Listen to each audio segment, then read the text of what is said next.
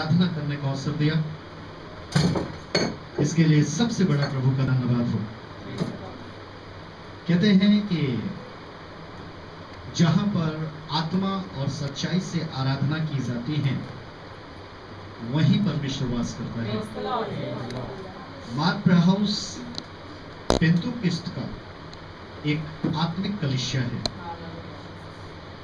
और हमारा शुरू से ही ये कोशिश है कि इसमें सेवा करने वाले पासवान से लेकर एक एक विश्वासी वो आत्मा और सच्चाई से आराधना करें। और जहां पर आत्मा और सच्चाई है वहां पर अपराध भी ज्यादा है, पाप भी ज्यादा है। और दुनिया का वो सबसे बड़ा इंसान होता है जो लोगों के सामने अपने पापों का अंगीकार करता है। हम लोग कभी कभार गवाहियों को सुनते हैं तो सुनने के बाद या जब हम गवाहियों को देते हैं तो देते वक्त हम सोचते हैं कि ये कैसी गवाही है, इसको शर्म नहीं आ रही, या ये मैं कैसी गवाही दे रहा हूं, मुझे शर्म आनी चाहिए। नहीं, जो गवाही इंसान सच्चे मन से देता है वो आने वाले समय का एक भविष्यवक्ता होता है। आज इस बात को नोट कर लीजिए, आज की तारीख को, कि जिसने सच्चाई के साथ आत्मा के साथ आराधना की है, परमेश्वर ने इस पृथ्वी पर उसको हमेशा अपने दानों वरदानों से भरा है। आज एक बार फिर से जब परमेश्वर हमें इस पृथ्वी पर देखता है, आपको इस पृथ्वी पर देखता है, तो हमेशा प्रेम करता है, प्यार करता है। उसकी नजरों में आप धन्य थे, हैं और रहेंगे। आप अगर पापी हैं या पापी नहीं हैं, दोनों वक्त वो आपको प्रेम करने वाला परमेश्वर है और दोनों वक्तों में वो एक सच्चा सहारा देने वाला परमेश्वर है।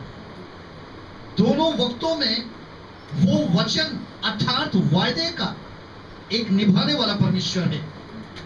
लेकिन आज मैं आपको एक चीज बताता हूं कि पाप करने के बाद ही, गलती करने के बाद ही मनुष्य क्यों पछताता है? गलती करने से पहले, पाप करने से पहले क्या वो अनपढ़ है? गलती करने से, पाप करने से पहले क्या वो मूर्ख है? नो। इस जमीन पर दो हस्ती है इस मिट्टी में और दोनों खुदा के द्वारा बनाई गई है। पहली हस्ती का नाम है संसार, देख रहे हैं ना, सारी दुनिया। और दूसरी हस्ती का नाम है शरीर। दुनिया के किसी कोने में आप चले जाइए, वहां आपको शरीर ही शरीर नजर आएंगे। हो सकता है कहीं पर गोरे हो, कहीं पर काले हो, कहीं पर लाल हो या कहीं पर सावले हो। दुनिया में चारों तरफ से ये दो हस्तियां हैं, एक संसार और दूसरा शरीर। लेकिन ये शैतान जो खुदा के कलाम के मुताबिक उस आगमन के समय जो प्रभु यीशु मसीह के द्वारा 1000 साल के लिए बांधा जाएगा, वो संसार में भी प्रवेश करता है और शरीर में भी प्रवेश करता है। ना तो वो एक संसार का अधिकारी है और ना ही वो शरीर का अधिकारी है। वो संसार में भ्रमण करता है, वो शरीर में भ्रमण करता है और इंसान को परमेश्वर की बादशाहत से हटाने के लिए पाप करवाता है। आज हम उसी चीज को देखने के लिए जा रहे हैं कि पाप करने के बाद ही मनुष्य क्यों कहता है अब से ऐसा नहीं होगा। क्या रीजन, क्या कारण है ऐसा हर एक व्यक्ति का मन में। आज हमने गवाहियां सुनी है, गवाहियों में क्या होता है, गवाही किस लिए दी जाती है? आज जिन लोगों ने भी गवाहियां दी हैं, उन गवाहियों का मतलब ये था कि भाई किस तरीके से परमेश्वर ने हमारे जीवन में कार्य किया, अब मैं आगे से पाप नहीं करूंगा। बहुतों ने अपने उन अपराधों को माना कि हाँ, मैंने वाकई में वही काम किया जो परमेश्वर की नजर में अच्छा नहीं था, लेकिन आगे से मैं नहीं करूंगा। लेकिन इस जमीन पर क्या है, एक व्यक्ति पाप करने के बाद वचन, प्रार्थना, पासबान और कलीसिया क्यों छोड़ देता है, इनसे दूरियां क्यों बना लेता है और अपने लोगों से बहुत दूर हो जाता है। आज हम उसी चीज को देखने के लिए जा रहे हैं, वो ऐसा क्यों करता है। नीति वचन की किताब उसका 18 अध्याय, नीति वचन की किताब उसका 18 अध्याय और जरा पहली आयत पढ़ दीजिए। जो दूसरों से अलग हो जाता है, लिखा है जो दूसरों से अलग हो जाता है वो अपनी ही इच्छा पूरी करने के लिए ऐसा करता है। खुदा के कलाम में लिखा है जो दूसरों से अलग हो जाता है। अब खुदा के कलाम में पहला कौन है? पहला कौन है? ये दूसरा किसको बताया गया? खुदा के कलाम के मुताबिक इस जमीन पर ऐसा कोई मनुष्य नहीं था जिसने पाप न किया हो। और खुदा का कलाम कहता है कि पाप का बादशाह, पाप का राजा शैतान है और उसके कार्य हैं। इस जमीन पर हम देखते हैं कि वो पहला शैतान है, वो पहला पाप है। लेकिन एक मनुष्य जब अपने पाप को मारकर, अर्थात अपने शरीर को मारकर आत्मा में जन्म लेता है, तो वो क्यों पाप करता है? आप जानते हैं कि इस दुनिया का सबसे बड़ा षड्यंत्र मोबाइल है। दुनिया का सबसे बड़ा षड्यंत्र आज हम आपके सामने हैं। ठीक इसी तरीके से किसी भी फिल्म, जहां सिनेमा लगते हैं, पिक्चरें चलती हैं, ऐसी सीटें होती हैं। आज मैं यहाँ पर प्लेटफॉर्म है तो यहाँ मैं एक पासबान की तरह खड़ा हूँ, लेकिन वहाँ पर एक बहुत बड़ी स्क्रीन होती है, M70 होती है या उससे ज़्यादा होती है, उससे कम होती है, और वहाँ पर फिल्में चल रही होती हैं। और वो फिल्में इस दुनिया में इसलिए बनाई जाती हैं ताकि इंसान उनसे कुछ अच्छी बातें सीखे। वहाँ पर जब फिल्म चल रही होती है, कुछ रो रहे होते हैं। जब ट्रेजेडी होती है तो इंसान कह रहा होता, मार और मार, इसने गलत किया है, ये चोर है, इसने कैसे चोरी की है, इसने कैसे धोखा दिया है। और कुछ हम देखते हैं कि कुछ इतने ज्यादा उतावले हो जाते हैं कि नहीं, ये वाकई में हीरो है, ये हीरो है, सही है, लेकिन इसको कैसे फंसाया जा रहा है। पिक्चर खत्म होती है, बाहर निकलते हैं, कुछ तो बाथरूम चले जाते हैं, कुछ घर चले जाते हैं, लेकिन दूसरे दिन उस फिल्म को देखने के बाद रोते हैं? नहीं, भूल जाते हैं। उसके बाद वो दूसरी फिल्म देखने जाते हैं, फिर तीसरी देखने जाते हैं। इसी तरीके से आज कलीसियाओं के अंदर बिछी हुई चेयर और हम जैसे खड़े हुए पासबान और परमेश्वर की हुई वाणियों को इंसान अपने जीवन के अंदर इस्तेमाल करता है कि जिस समय प्रचार होता है उसमें अगर हमें सिखाने के लिए कुछ बोला जाता है, आत्मा बात करता है, आत्मा हमें छूता है, हमारे दिल को भाता है, हम आंसुओं के साथ रोते भी हैं, हम एक सच्चा वायदा भी लेते हैं कि अब से हम ऐसे बुरे मार्ग पर नहीं चलेंगे, अब से हम ऐसा बुरा कार्य नहीं करेंगे, अब से हम ऐसी बुरी बात नहीं बोलेंगे। लेकिन इस कलीसिया से निकलने के बाद ठीक वैसा ही हम काम करते हैं जैसे फिल्म देखने के बाद हम अपने घरों में जाने के बाद भूल जाते हैं। वैसे ही हमारी जिंदगी हो जाती है कि हम उस पासबान के मुख से निकली हुई वाणियों को भूल जाते हैं। परमेश्वर ने जिस सृष्टि अर्थात जिस संसार को बना कर दिया,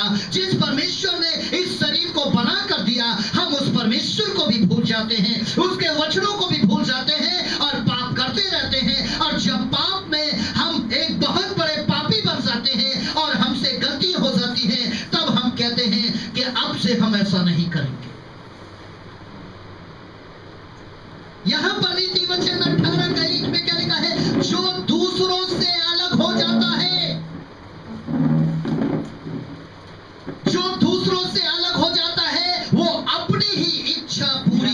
के लिए ऐसा करता है, सिर्फ इच्छा पूरी करने के लिए। परमेश्वर की इच्छा क्या है? मेरा भोजन तो ये है कि मैं अपने पिता की इच्छा को पूरा करूं। ये किसी प्यारे लाल ने नहीं बोला, प्रभु यीशु मसीह ने बोला। लेकिन हमारी क्या इच्छाएं होती हैं कि खुदा हमें रोटी देना। प्रभु ने कहा ये ले। प्रभु थोड़ा सा घी देना, ये ले। प्रभु डालडा में महक आ रही, देसी घी दे, ये ले। नहीं प्रभु रोटी नहीं, अब परोठा दे देसी घी दे। नहीं प्रभु अब हमें पूरी चाहिए। पूरी की बात क्या क्या होते हैं मुझे नहीं मालूम, लेकिन परमेश्वर सबको प्यार करता है। आज हम यहां पर देखने के लिए जा रहे हैं, वो अपनी ही इच्छा पूरी करने के लिए ऐसा करता है। क्या? पाप और गलती। और आगे सुने, और सब प्रकार की खरी बुद्धि से लिखा है सब प्रकार की खरी बुद्धि से। ये मोबाइल क्यों षड्यंत्र है? ये शरीर और संसार का मेल कराने में सबसे सरल साधन है, शैतान का भेजा हुआ। हमने चलती हुई सभाओं में देखा है, चलती हुई कलीसियाओं में देखा है कि लोग अपने मोबाइल में पट पट पट पट पट पट पट लगे रहते हैं। उधर से मैसेज आ रहे हैं, इधर से मैसेज आ रहे हैं। ये क्या? अच्छी बातों के नहीं, बुरी बातों के। मुझे आज एक एग्जाम्पल याद आता है कि दो परिवार एक कब्र पर गए। ध्यान से सुनना। एक तरफ लैला का परिवार था, एक तरफ मजनू का परिवार। लैला मजनू शाम को मिले नहीं थे। उन्होंने सोचा था कि नहीं भाई, हम लोग कब्र पे तो जरूर मैयत पर जाएंगे, वहां पर प्रार्थना मांगेंगे, दुआएं मांगेंगे और हमारा भी काम हो जाएगा। इधर लैला के घर वाले खड़े हैं, उधर मजनू के। वो दोनों प्रार्थना कर रहे हैं सच्चे मन से, सच्चे दिल से। लेकिन लैला मजनू ने भी हाथ उठाए और वो भी प्रार्थना कर रहे हैं, प्यारे शाम को पान की दुकान में नहीं आए। मैं क्या करता, मैं बस मम्मी को पापा ने छोड़ा नहीं। अच्छा ठीक है, यहां से निकलने के बाद जलेबी की दुकान पर जरूर मिलना। ठीक है, आज नहीं कल। लोग देख रहे हैं कितना अच्छा परिवार है, क्या प्रार्थनाएं हो रही हैं, क्या दुआएं हो रही हैं। षड्यंत्र। खुदा के कलाम में लिखा है मार दो वरना मर जाओगे। खुदा के कलाम में लिखा है मार दो वरना मर जाओगे। अगर हमने अपने जिस्मों से, हमने अपने शरीरों से इस पाप की दशा को नहीं मारा, तो एक दिन ये मार देगा। और अगर इसने नहीं मारा तो ये अपाहिज बनाकर छोड़ देगा। यहां पर खुदा का कलाम कहता है एक व्यक्ति जिसका नाम देमास था, जो पौलुस द्वारा बचाया गया था, वो पौलुस के साथ प्रचार करता था, वो पौलुस के साथ चलता था और हमेशा उसके साथ रहता था। और ये चेला वो चेला था जो प्रभु के वचन के लिए, प्रभु के कार्यों के लिए पौलुस के साथ जेल भी गया था। लेकिन अब यही चेला पौलुस को छोड़ चुका था। क्यों? क्या ऐसा हो गया था? क्या ऐसी चीज इसके जीवन के अंदर आ गई कि जिसने प्रभु को ग्रहण किया, जिसने प्रभु को ग्रहण करने से पहले एक पासबान के सामने, जो इस जमीन पर परमेश्वर ने उसको अपनी सेवा के लिए ठहराया है, और आत्मा की उपस्थिति में उसने प्रभु को ग्रहण करने से पहले एक वायदा दिया, अब से मैं पाप नहीं करूंगा, पाप में मरता हूं, शरीर में मरता हूं, गलतियों में मरता हूं, और अब से मैं नए स्वभाव में, नए आत्मा में मैं जन्म लेता हूं। लेकिन ये बीच में क्यों छोड़ देते? ऐसा क्या हो जाता? क्यों एक विश्वासी प्रभु में चलते चलते भटक जाता है, वचन पढ़ना भूल जाता है, प्रार्थना करना इसका कारण सिर्फ एक है। आप जानते हैं क्या है जो खुदा के कलाम में आया है? दूसरा तिमोथी 4:10 में लिखा है, देमास ने इस संसार को प्रिय जानकर मुझे छोड़ दिया। संसार को प्रियतमा बना लिया, संसार को प्रिय बना लिया। प्रिय हम किसको बोलते हैं? खुदा के कलाम में जान को बोला गया है प्रिय। इसलिए बहुत से लोग अपनी वाइफ को भी नाम देते हैं, ये मेरा प्रिय है, क्योंकि पत्नी जो है वो एक जान की तरह होती है। कि जैसे जिस्म के अंदर जान है तो हमेशा जिस्म चलता रहता है, वैसे ही पति और पत्नी दोनों से एक नई शुरुआत जीवन में होती है। आज यहां पर प्रिय अपनी दुल्हन किसको बनाया? आज अपना हम सफर किसको बनाया? आज आपने अपना दोस्त किसको बनाया? संसार को। बहुत अच्छी बात है, शरीर को बहुत अच्छी बात है, क्योंकि ये संसार और ये शरीर परमेश्वर के द्वारा ही रचा गया है, परमेश्वर ने ही बनाया है। लेकिन ध्यान देने वाली बात है, षड्यंत्र। देमास की बुद्धि शैतान ने उस समय बंद कर दी जब उसने मन में संसार को प्रिय बनाकर, प्रिय का अर्थ होता है मन को भाने वाला, मन को अच्छा लगने वाला, जहां पर मनुष्य का मन लगे।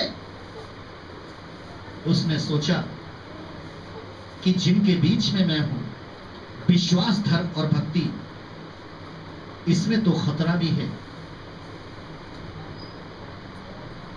इसमें दुख भी है, इसमें खतरा भी है, इसमें दुख भी है। मैं इस प्रिय संसार और इस प्रिय शरीर की भावनाओं को मैं कैसे कैद करूं? मैं कैसे छोड़ दूं? मैं इसमें से कैसे निकल आऊं? क्योंकि धर्म, भक्ति, विश्वास, इसमें तो खतरा है, इसमें तो दुख है, इसमें तो परेशानी है, यहां तक कि जेल भी है। देमास ने यही किया। देमास ने सोचा पौलुस तो मरने पर है, लेकिन मैं अपनी जवानी को क्यों खराब करूं? पौलुस ने तो बुढ़ापे में परमेश्वर को ग्रहण किया, मैं जवानी में ग्रहण करूं? नहीं, मैं भी पहले खूब मार कूट करूंगा, मैं भी खूब जिस्म के सारी चीजों को इस्तेमाल करूंगा, और जब मैं देखूंगा मैं कमजोर हो गया, जब मैं देखूंगा कि मैं ऐसे हो गया, तब मैं घोड़ा खरीदूंगा, अब घोड़े पर जा रहा हूं अटैक करने, और मैं घोड़े से गिर जाऊंगा, तब वहां पर पास्टर साहब आ जाएंगे कि एक मेंबर मिल गया, हमें खड़ा कर देंगे, हमसे कहेंगे अब तुम भविष्यवक्ता हो, अब तुम चंगाई देने वाले हो। खुदा का कलाम यहां पर क्या कह रहा है कि इस देमास के मन के अंदर शैतान ने इसकी बात को पकड़ लिया, इसकी इच्छा को जान लिया, इसकी अभिलाषा को जान लिया कि ये प्रभु का सेवक है, ये प्रभु का चुना हुआ जन है, लेकिन इसकी इच्छा क्या है? वो समझ गया कि इसकी इच्छा जो है वो ये है कि मैं जवान हूं और मैंने अभी बहुत कुछ करना है। इसीलिए देमास ने क्या काम किया कि वो अपनी जवानी को एक बहुत बड़ा नाम देने लगा, और वो खतरा दुख उठाने के लिए दूर भागने लगा, और उसने पौलुस का साथ छोड़ दिया, संसार को प्रिय जाना। लेकिन दूसरे भाई आए। गिनती की किताब 14 अध्याय की 4-5 में लिखा है कि इस्राएलियों ने उनको खाना नहीं मिला समय पर, और उनको अच्छा भोजन नहीं मिला समय पर, तो उन्होंने परमेश्वर को छोड़ दिया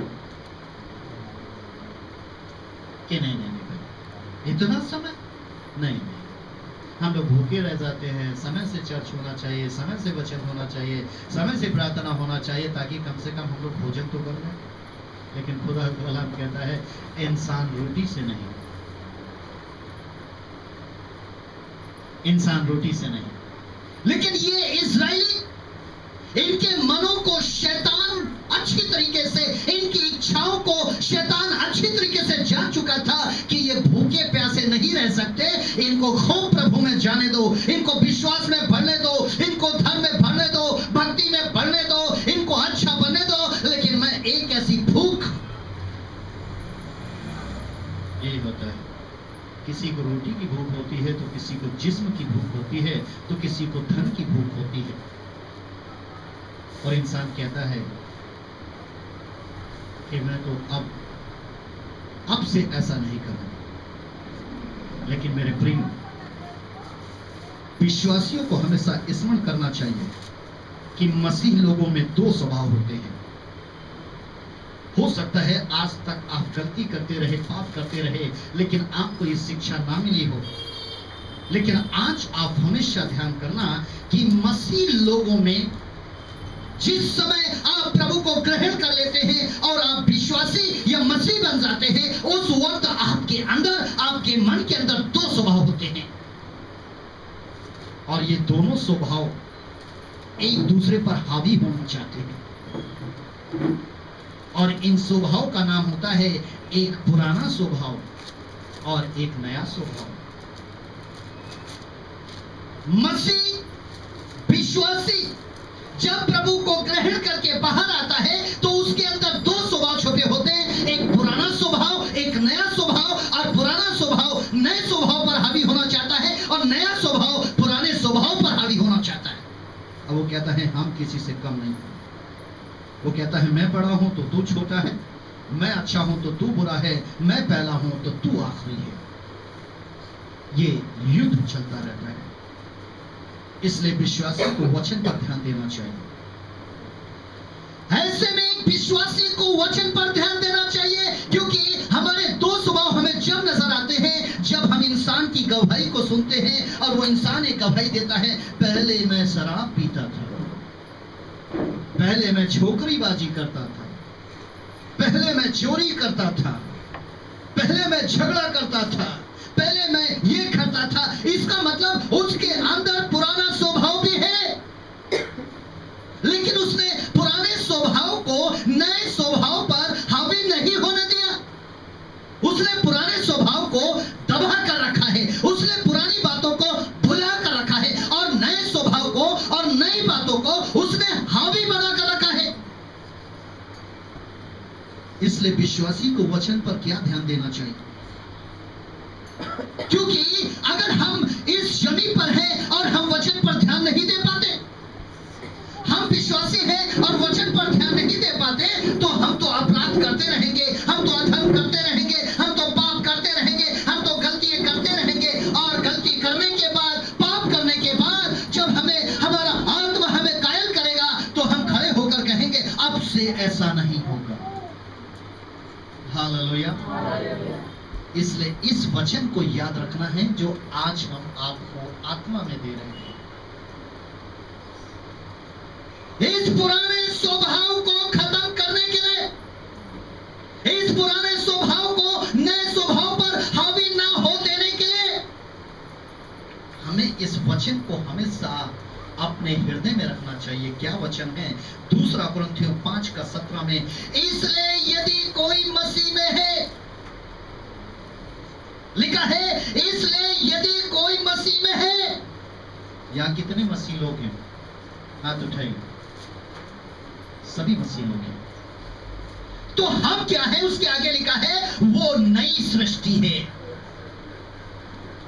हम और आप एक नई सृष्टि है। हम आप पुरानी सृष्टि नहीं है, हम आप एक नई सृष्टि है। ये हमें अपने हृदय के अंदर रखना है, ये हमने अपने मन के अंदर रखना है। पुराने स्वभाव को दबाने के लिए, पुराने स्वभाव को हमेशा नीचा दिखाने के लिए कि हम नई सृष्टि के हैं। सारे बोले हम नई सृष्टि के हैं। हमारे मन में होना चाहिए पुराने स्वभाव को खत्म करने के लिए, क्योंकि अगर आप इस पृथ्वी पर रहेंगे तो शरीर भी होगा, प्राण भी होगा, आत्मा भी होगा, लेकिन इस बात को, इस वचन को हृदय में रखते हुए कि पुराना स्वभाव नए स्वभाव पर हावी ना हो। हम मसीह यीशु में नई सृष्टि हैं।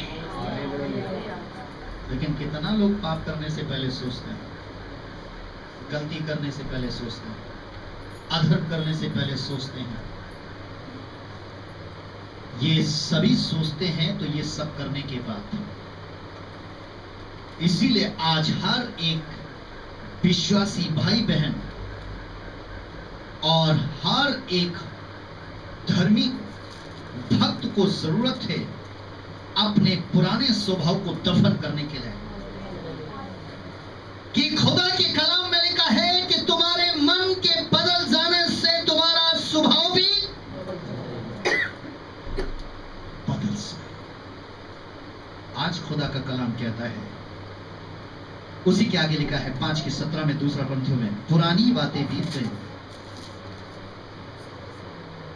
लेकिन शैतान क्या काम करेगा? पुरानी बातें आपको कब गुस्सा आता है?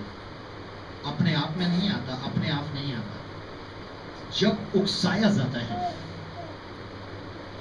जब आपको उकसाया जाता है, जब आपको लज्जित किया जाता है, जब आपको छोटा बनाया जाता है, तब आप ये सोचते हैं हम परमेश्वर की संतान है, हम विश्वासी हैं, हमने पाप नहीं किया, हमने अपराध नहीं किया, हमने कोई गुनाह नहीं किया। ये सामने वाला हमें क्यों ऐसा समझ रहा है? शैतान उसमें से होकर हमें उकसा रहा है। लेकिन यहां पर लिखा है पुरानी बातें बीत गई। पुरानी बातें बीत गई। कब बीती? बीतने को इंग्लिश में बोलते हैं पास्ट। जहां पर हम लगाते हैं हैज या है,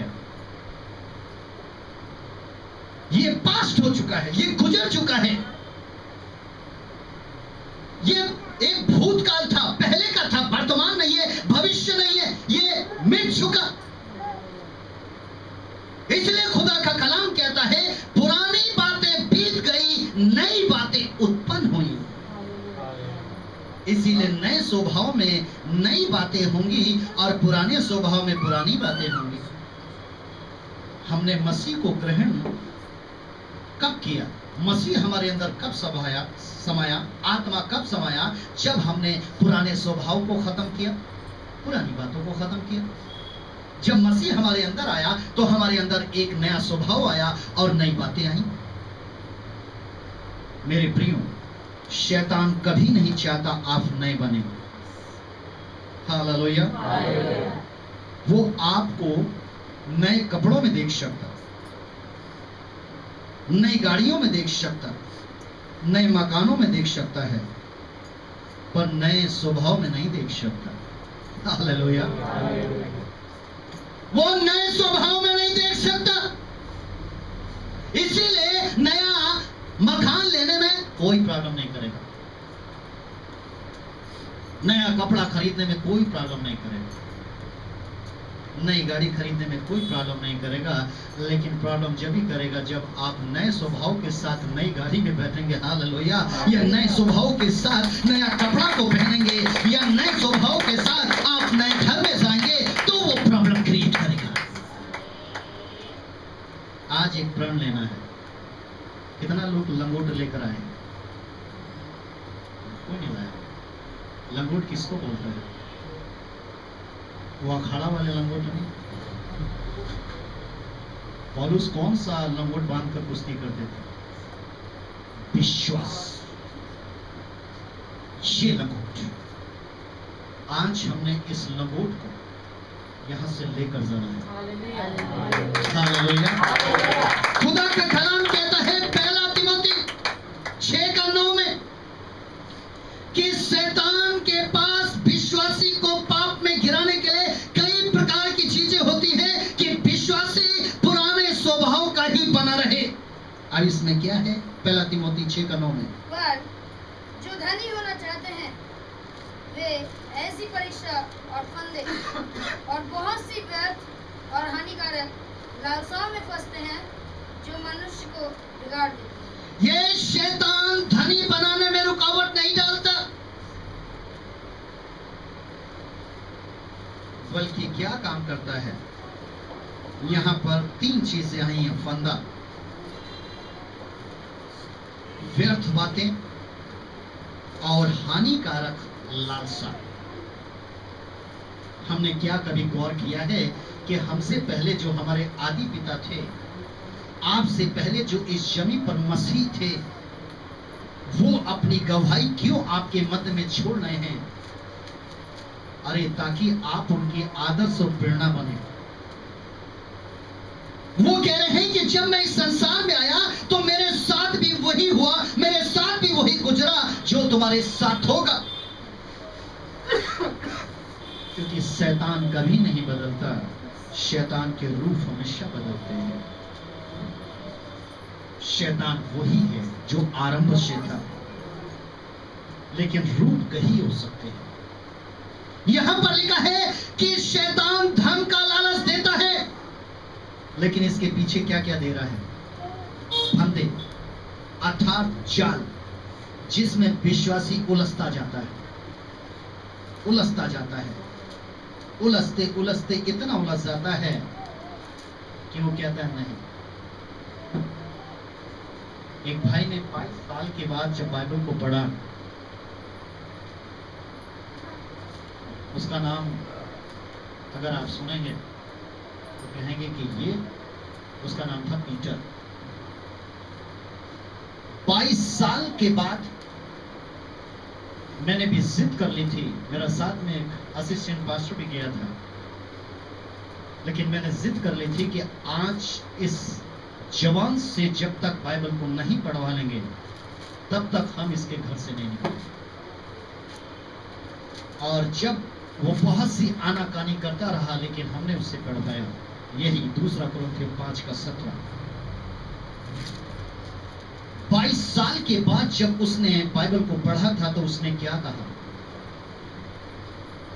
कि पास्टर साहब, आप मुझे देख रहे हैं ना, जैसे स्नैकी होते हैं कि उनको स्नैक नहीं मिलता है तो उनके हाथ पैर हिलते हैं, ऐसे उनके शरीरों के अंदर दर्द होता है। इसी तरीके से ये भाई, ये जवान 22 साल के बाद जब प्रभु के वचन को पढ़ रहा था तो ऐसे ऐसे हिल रहा था पूरा प्रभु, और कह रहा कि मेरे अंदर से शब्द नहीं निकल रहा।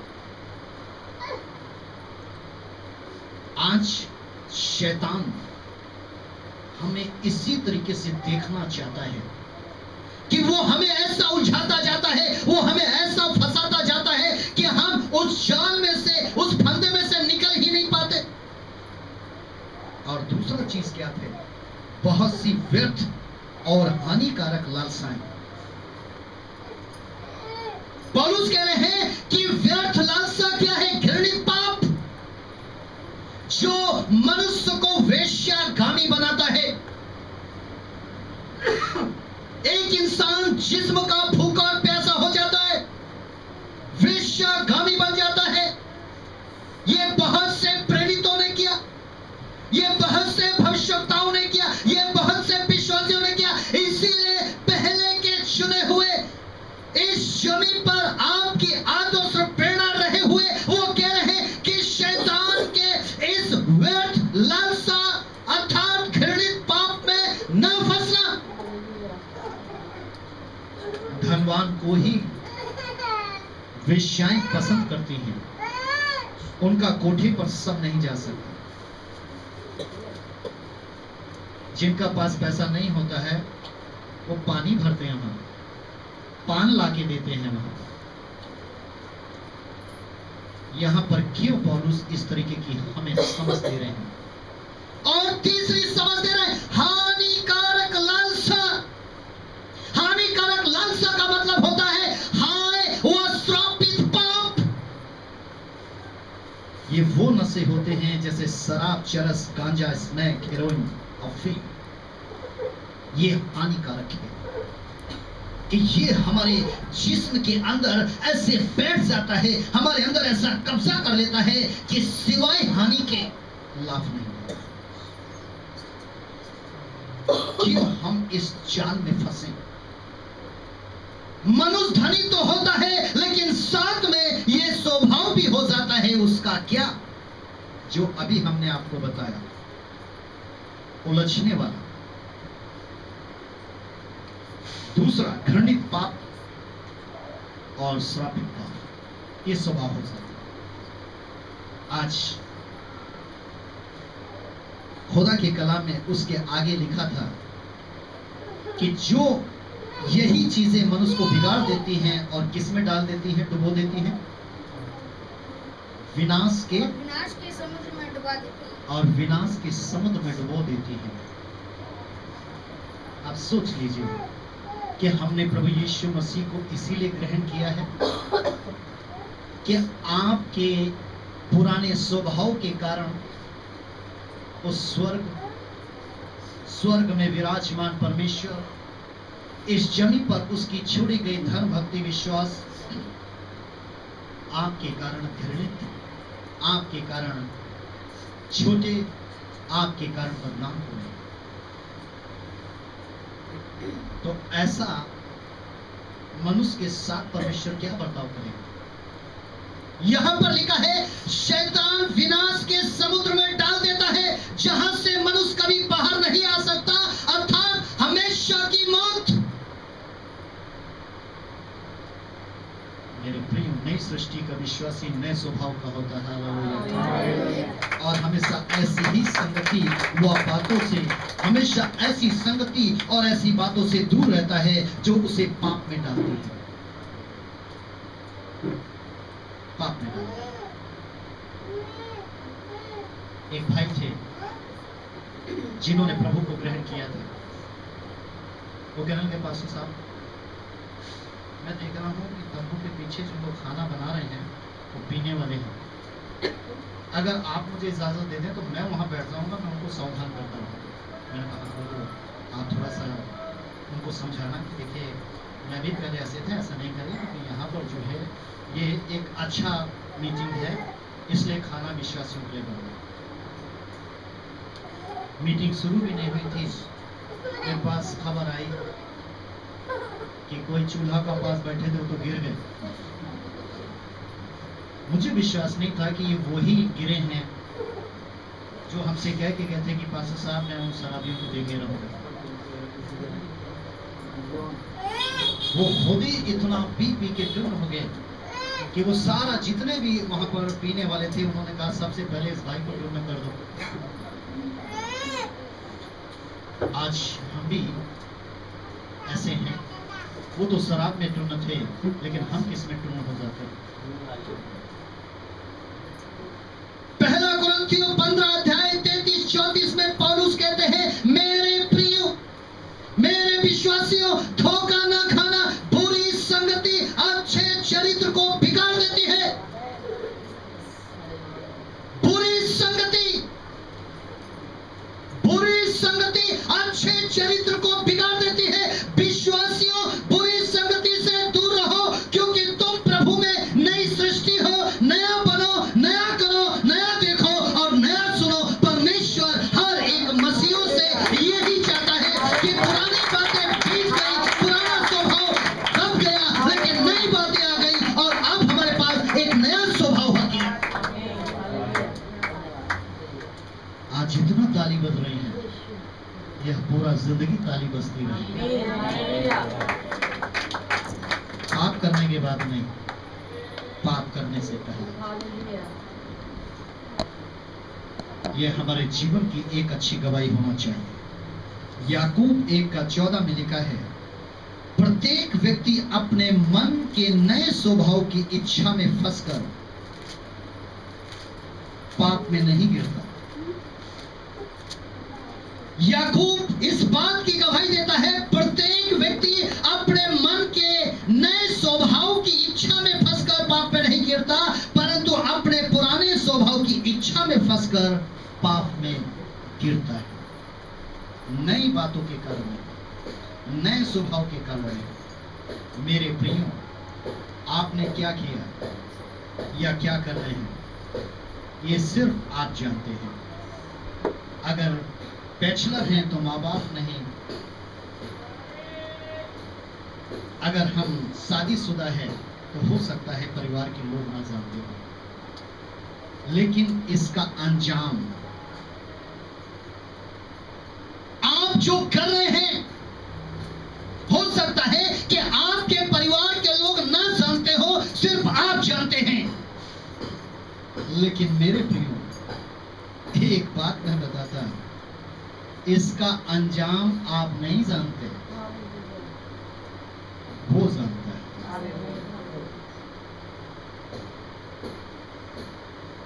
आप जो छुप कर रहे हैं वो आप खूब जानते हैं, आजू बाजू वाला नहीं जानता, लेकिन इसका अंजाम वो आप भी नहीं जानते, वो खुदा जानता है कि इसके बाद तुम्हें क्या मिलेगा। उस विश्वासियों को सावधान करता है कि अंत का समय है, सावधान हो जाओ। पाप करने के बाद नहीं, पाप करने से पहले सावधान हो जाओ और एक फैसला लो, प्रभु ऐसा कभी नहीं होगा। बोलिए, प्रभु ऐसा कभी नहीं होगा, प्रभु ऐसा कभी नहीं होगा, प्रभु ऐसा कभी नहीं होगा। एक नया फैसला।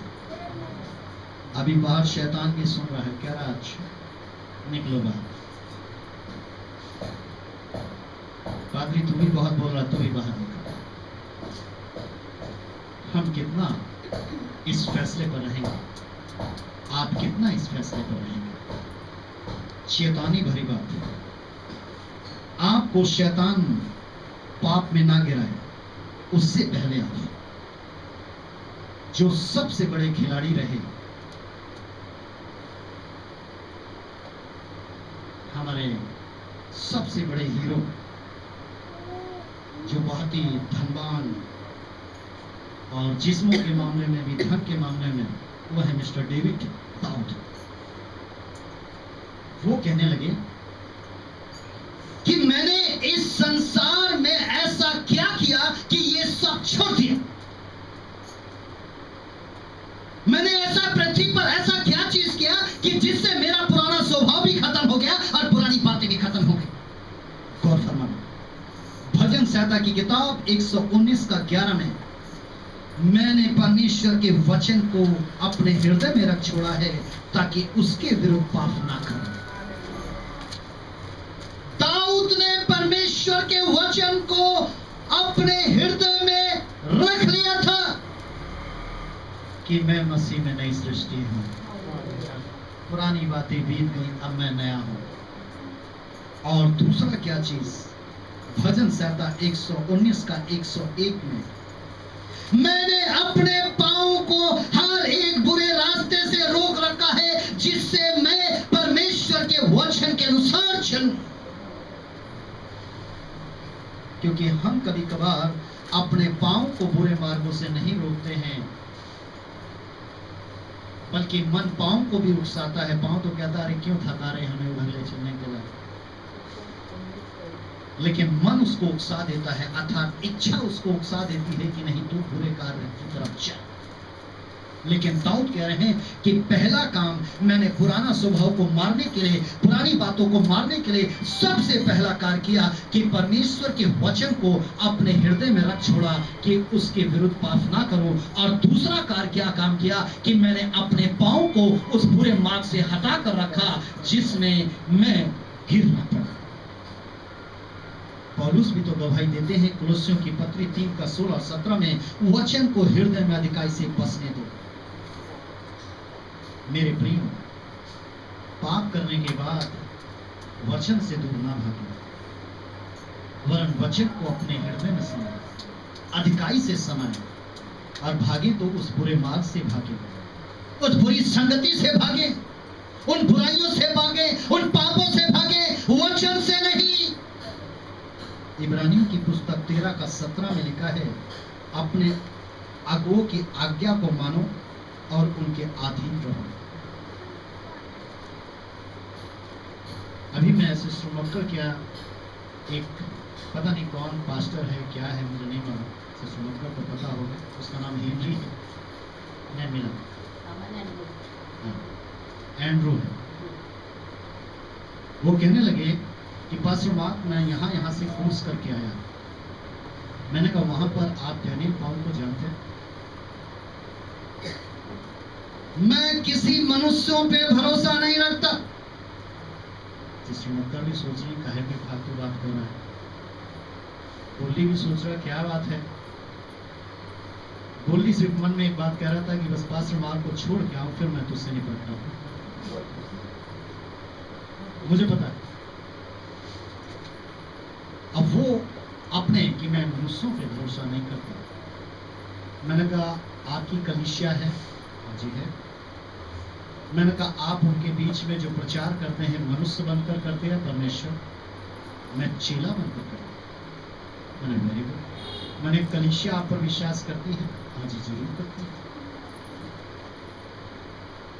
मैंने कहा खुदा की कलाम में लिखा है कि तुम कैसे जानोगे कि ये परमेश्वर का आत्मा है या दुष्ट का आत्मा है? तो तुम्हें ऐसे पता लगेगा ये परमेश्वर का आत्मा है जो आत्मा मान लेती है कि प्रभु यीशु मसीह परमेश्वर का पुत्र मनुष्य के रूप में आया। वो कहने लगे देखो प्रभु यीशु मसीह, मैंने कहा इन बातों को छोड़ो नहीं, यहां पर क्या है? इस तरीके की कथा कहानी तीतुस 1:14 याद रखना कि ये वो पुराने यहूदी हैं, ये पुराने खमीर हैं जो आपके घरों में बैठकर, आपकी कलीसियाओं में आकर आपको विश्वास में कहीं ना कहीं से कमजोर बनाने की कोशिश करते हैं। यहां पर इब्रानियों की पुस्तक में लिखा है अपने अगुओं की आज्ञा को मानो, लेकिन वो कह रहा मैं सिर्फ परमेश्वर की सुनता हूं। इस वचन को उसने फाड़ के फेंक दिया है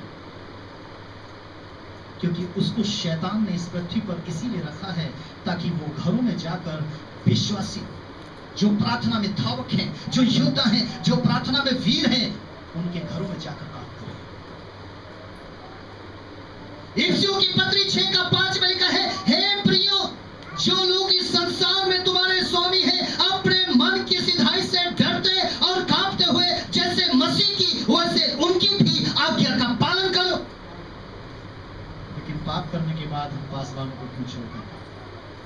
यहां पर ये लिखा है मेरे प्रियो पासवान को नहीं छोड़ना है, उनकी बातों को नहीं छोड़ना है और ना ही उनकी बातों को हल्का लेना है, पर शैतान को छोड़ना है और उनकी व्यर्थ बातों को छोड़ना है, बुरी संगति को छोड़ना है, बुरे स्वभाव को छोड़ना है। शैतान का बुरा स्वभाव विश्वासियों और मसीहों को खत्म करता है, मिटाता है और उसके साथ में पूरी जिंदगी उनको गुलाम बनाकर रखता है। आखिरी बात बताकर मैं प्रेयर करूंगा, आज प्रभु भोज गई है। रोटी कपड़ा मकान धन दौलत देकर गुलाम बनाना।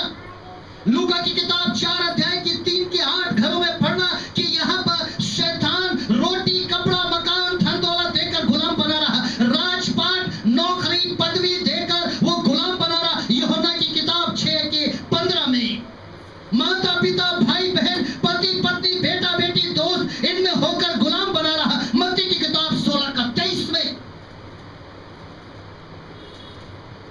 आप नई सृष्टि हैं। प्रभु यीशु मसीह ने अपने खून से आपको मोल लिया है। आपके पास दासता अर्थात गुलामी का आत्मा नहीं, एक स्वतंत्रता का आत्मा है। हे अब्बा, हे पिता कहलाने के लिए आपको प्रभु ने अपना आत्मा देकर रखा है। आप नई सृष्टि हैं। नई सृष्टि वो है जो स्वर्ग में होगी। मसीह वो है जो पाप से पहले सावधान होता है और विश्वासी वो होगा जो संसार व शरीर को प्रिय मानकर पाप नहीं करता, बल्कि वचन कलीसिया पासवान को पिता मानकर ऐसे बहकावों से दूर रहता है, ऐसी संगति से दूर रहता है, ऐसी बातों से दूर रहता है। इसीलिए आखिरी वचन जो आपके लिए सत्य है, इसको मैं आपके सामने पढ़ना चाहता हूं। सारे लोग अपने स्थान पर खड़े हो सकते।